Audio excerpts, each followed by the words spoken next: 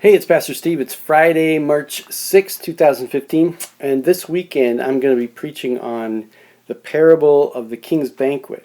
And I got to tell you, this is a tough parable. So I thought I would take this video and use this app on my iPad called Explain Everything. And I want to sketch through this parable and see if you can help me figure out how to do this sermon. So the first thing that we have to understand is that the parable of the King's Banquet actually takes place in this week when Jesus has made his triumphal entry. He comes in on a donkey, which represents that he's coming in as the Prince of Peace. And then you can see back here that what he does is he curses the fig tree, which is representative of the temple. And the temple is so important because the temple is the centerpiece of the Jewish culture and the religion of sacrifice and all those practices. And Jesus is attacking the economy and the central belief system as he turns over these tables and people are freaking out. And it's in the context of this week that the parable is spoken. So the religious leaders are obviously pretty upset with Jesus. So they came up to him and they ask him, by what authority are you doing these things? Right? Because that's the big question. It's like, who do you think you are, Jesus? And so Jesus responds and he says, well, let me answer that by asking you this. See, I love Jesus because he never gives a straight answer. So what he does is he says, okay, what about John the Baptist? Was his baptism from God or was it from humans? So the religious leaders, they know they're being trapped because they know if on this side, if they say that it's from God, then they've got nothing, right? Because it's from God. But if they say that it's from people, then the crowds are going to be upset with him because the crowds believe that John was a prophet from God. So what do they say to Jesus? They say, we don't want to answer the question. So what does Jesus say? Neither do I. But instead, I'm going to tell you 3 stories. So the first story that Jesus told was a story about a man who had 2 sons. And the man said to the first son, go out and work in the vineyard today. And the son said, no, I'm not going to do it. But then he turned around and he did it. Then the man said to the second son, go out and work in the vineyard today. And at first the son said, yeah, I'll do that. But then he ended up not doing it. And so Jesus looks at the leaders and he says, all right, which of these 2 sons was the better son? And of course they had to say it was the son who actually did what the father said. Then Jesus told a second parable. And this parable was about a landowner who had a vineyard. And he rented this vineyard to a group of tenants. And so the landowner went away and the tenants raised the vineyard and produced the fruit. So when it was time to harvest, the landowner came back to the tenants and said, okay, it's my time to get my profit. That's only fair. And so what did the tenants do when the messengers came from the landowner? They beat him up and sent him back and said, we're not paying. So what did the tenant do? The tenant kept sending messengers, and eventually the tenant sent his son the landowner sent his son to the tenants to collect what was due him. And the tenants took the son and killed the son.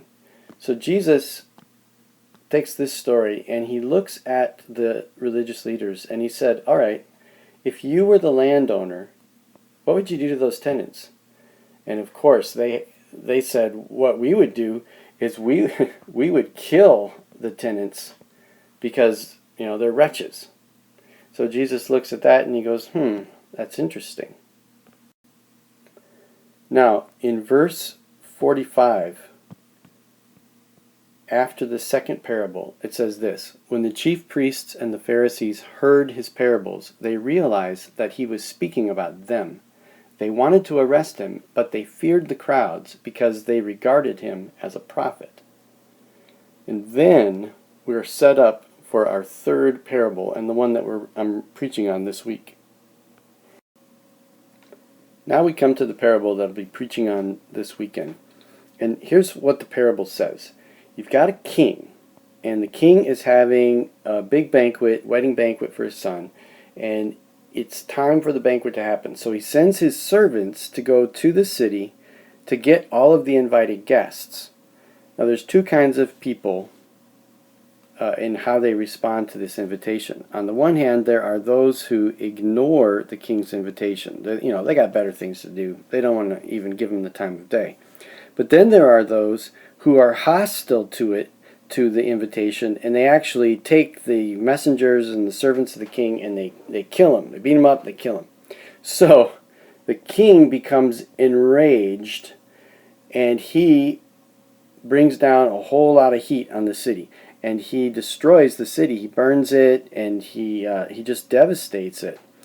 And then what he does is he sends out his servants to go out into the streets, apparently because all the buildings have been destroyed in the city, and he finds other people who are good or bad, it doesn't matter, and they come into the banquet.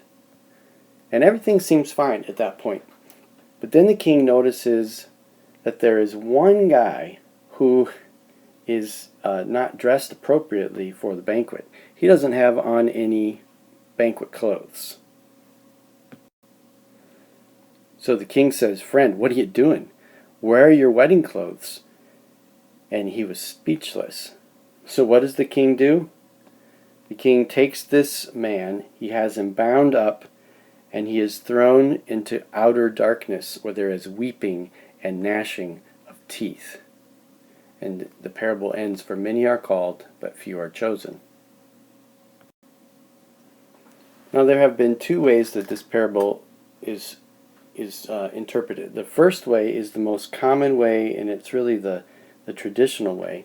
And here's how it goes. It's viewed as really like an allegory, where the king is understood to represent God, and the banquet is really representative of the kingdom of heaven and the way things are supposed to be. And if you want to think of it like we've been talking about all throughout this Lenten series and this series in Matthew, that this is the kingdom of heaven in the way God has always intended Israel to be and the earth to be and everything.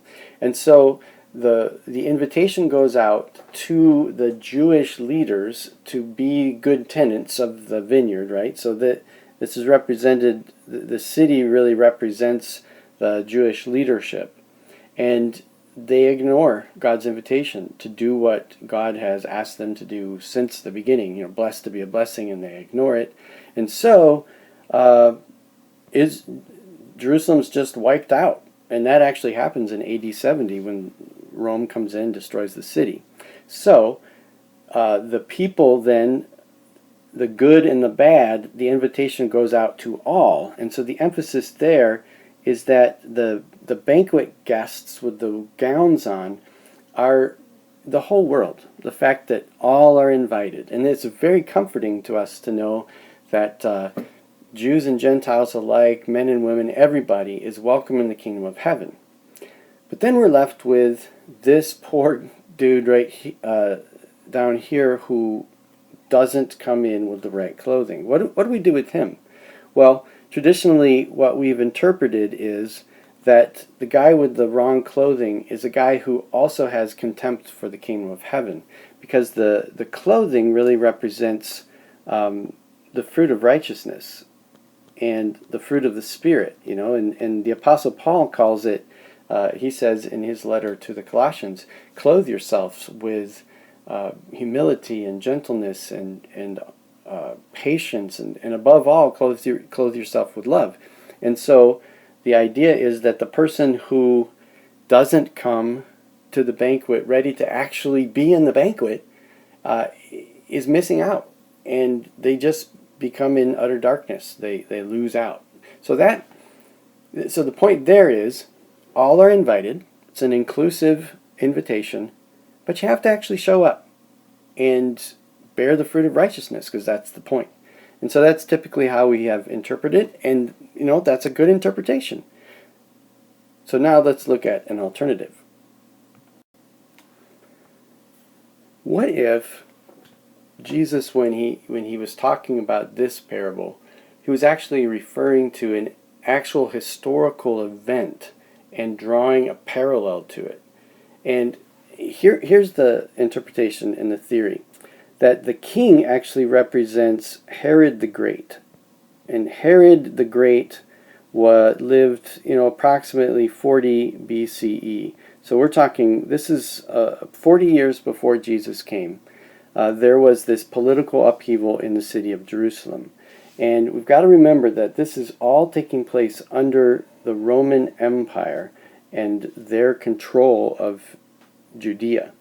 And there is a guy over here whose name was Antigonus. And Antigonus was a rightful heir to the throne of Jerusalem. And here's how the story goes. Herod went to Rome and had himself appointed as the king of Jerusalem. And so he came to Jerusalem with the Roman army behind him. And he said, okay, Jerusalem, I am going to marry the daughter of Hyrcanus, who is the rightful heir, part of the family of the royalty of Jerusalem. So I will be the king. So there's the wedding feast. And I invite you to accept me as your king. Well, Antigonus stood up against Herod and he said no. So he actually inspired the people of Jerusalem to respond in a couple different ways. Antigonus told the people, just ignore him and maybe he'll go away. And then other people became very antagonistic toward Herod and started assassinating his messengers. And so Herod didn't like that very much. So Herod, at first, he went away for a little bit, and then he came back with even more troops. He got married. He had the wedding feast. He got married to the woman, so he was rightfully part of the throne. And here's the really crazy part. He comes in and he burns down Jerusalem in order to get them to accept him. So now what he does is he takes the people, let's just delete this, and he takes people who are no longer have a city because they've been burned, and he forces them to accept him as their king. And so they're like, okay, we have on our wedding gowns. But then there's one guy who shows up, and his name's Antigonus. And he does not bow down to Herod.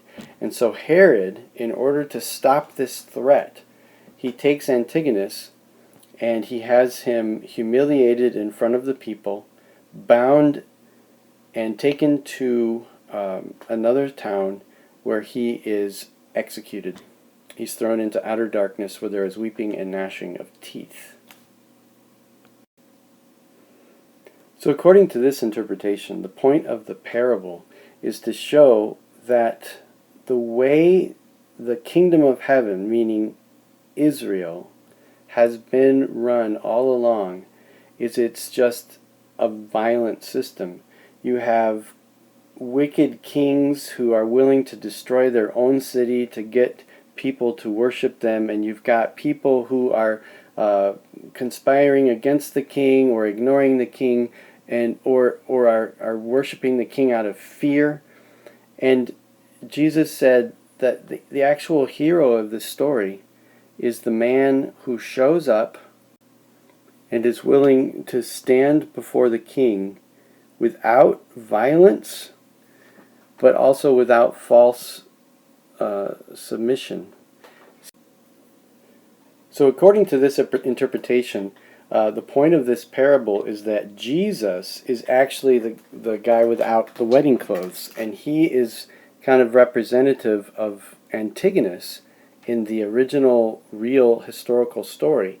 And Jesus is the suffering servant who the authority that he has is that he is willing to stand in front of this violent system and let it crush him.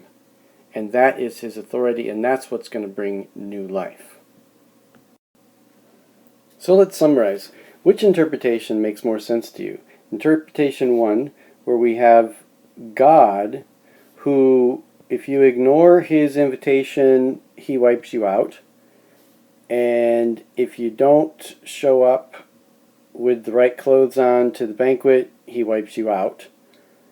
Or the second interpretation, where the way the world works is you've got tyrants with lots of power issues who wipe out cities and coerce people to bow down to them, and that the hero of the story is the one who is willing to stand with non-violence against a violent system.